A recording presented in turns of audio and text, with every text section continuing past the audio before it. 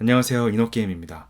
제가 통계청 자료를 보고 깜짝 놀란 게 있는데요. 2020년 우리나라 결혼 건수가 21만 4천 건인데 반해 이혼 건수는 10만 7천 건이라고 합니다. 결혼 건수의 반인 50%가 이혼하는 상황인 거죠. 오늘 이 노력의 배신이라는 책에 나온 몇 가지 연구 결과와 여기에 저의 생각을 조금 보태서 어떤 사람과 결혼을 해야 하는지, 또 어떤 사람을 피해야 하는지, 이미 결혼을 하셨다면 부부싸움을 어떻게 피할 수 있는지까지 말씀드려보고자 합니다.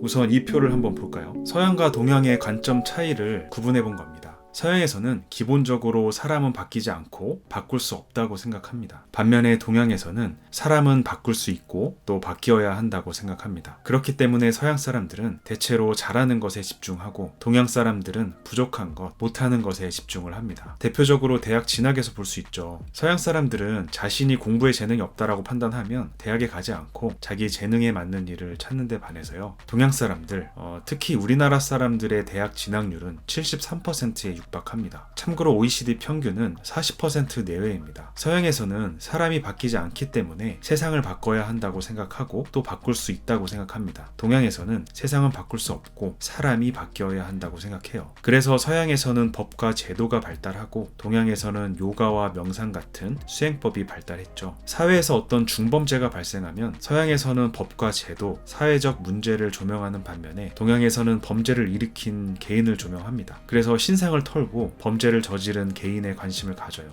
저는 동양과 서양의 이런 관점의 차이가 이혼을 결심하는 데에도 당연히 영향을 미친다고 봐요. 서양 사람들은 동양 사람들에 비해서 이혼율이 높습니다. 왜냐? 사람이 바뀌지 않을 거라는 걸 아니까. 반면에 동양 사람들은요, 노력하면 사람이 바뀔 수 있다라고 생각을 하니까 평생 같은 문제로 싸우면서도 언젠간 상대가 바뀔 거라는 기대로 참으면서 살죠. 여러분은 서양과 동양의 관점 중 어느 쪽에 더 가까우신가요?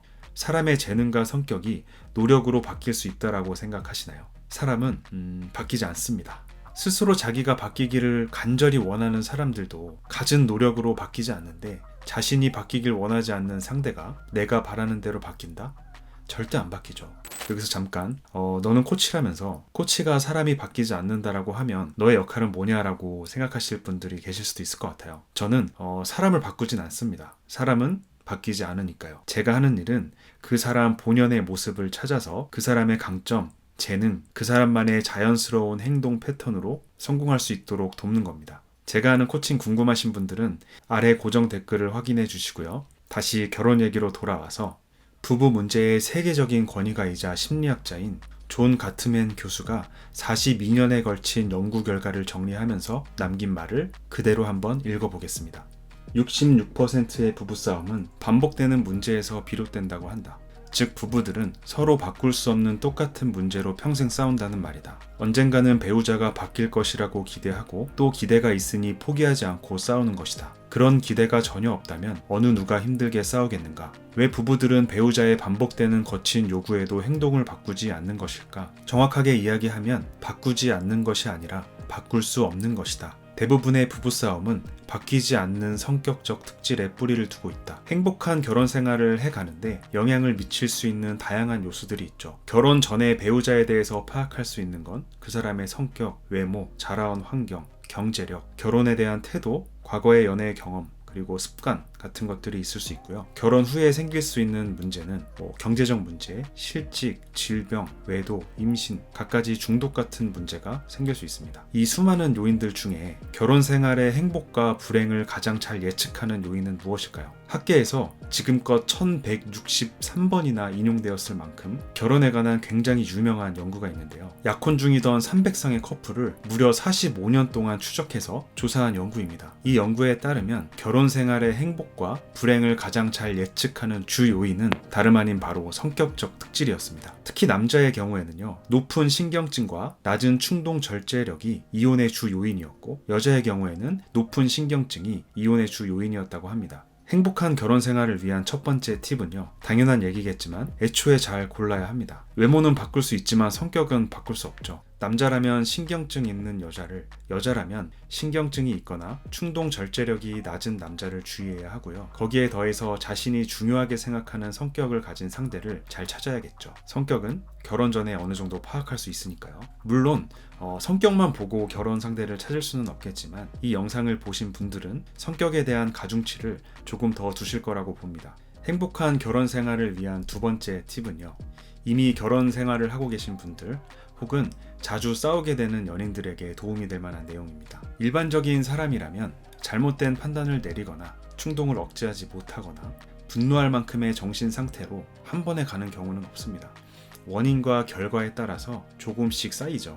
작은 불만이 쌓이고 부정적 감정이 가슴에 자리 잡고 가슴에 자리 잡은 나쁜 감정은 보는 것과 듣는 것을 결정하고 그걸 또 나쁘게 해석하고 안 좋은 감정은 그런 먹이들을 먹으면서 점점 자라나요. 그러다가 어느 순간 펑 하고 터지죠. 이것이 통로입니다. 이걸 표로 보면 이런 모습이에요. 한번 통로에 들어가면 이게 원인이 돼서 어떤 마음 상태가 만들어지고 또 이게 원인이 돼서 다음 상태로 이어집니다. 내가 통로에 들어왔다는 것을 자각하지 않는 한 계속 이 방향으로 흘러갈 겁니다. 긍정적인 감정의 통로에 들어가도 마찬가지겠죠. 예를 들어볼까요? 아내와의 기념일이었는데요. 밖에 나가서 맛있는 것도 먹고 데이트도 하기로 한 날이었습니다. 저는 아내를 사랑하지만 아내한테 작은 불만 두 가지가 있어요. 하나는 약속 시간에 자꾸 늦는 거고요. 또 다른 하나는 뭔가를 자꾸 흘리고 떨어뜨리는 겁니다. 그 기념일날 아내가 또 준비가 늦어서 원래 출발하기로 했던 시간에서 40분이나 늦게 출발하게 됐어요. 첫 번째 불만이 생겼죠. 중요한 날이어서 그랬는지 왜 맨날 이렇게 늦을까? 그런 답답한 감정이 가슴을 막은 기분이었습니다. 가는 길에 차가 많이 막혔는데요. 제 시간에 나왔다면 이렇게까지 막히지 않을 거라는 생각 때문에 더 짜증이 났죠. 배도 고프고 배가 고프니까 더 예민해지고 어쨌든 식당에 도착해서 음식을 시키고 기다리면서도 저희 둘은 아무 말도 안 했어요. 제가 짜증도 좀 냈고 말을 안 하고 있으니까 아내도 그거에 기분이 나빠서 또 말을 안 하고 이제 음식이 나와서 먹기 시작하는데 아내가 그 음식을 먹다가 입고 온 하얀색 옷에 그 음식을 흘린 거예요. 여기까지 오면 이 날은 거의 망했다고 봐야죠. 그런데 여기서 아무런 조치를 내리지 않으면 분명히 이 다음 단계는 이쪽으로 갈 겁니다. 뻔한 거죠. 통로에서 빠져나오는 두 가지 방법이 있습니다.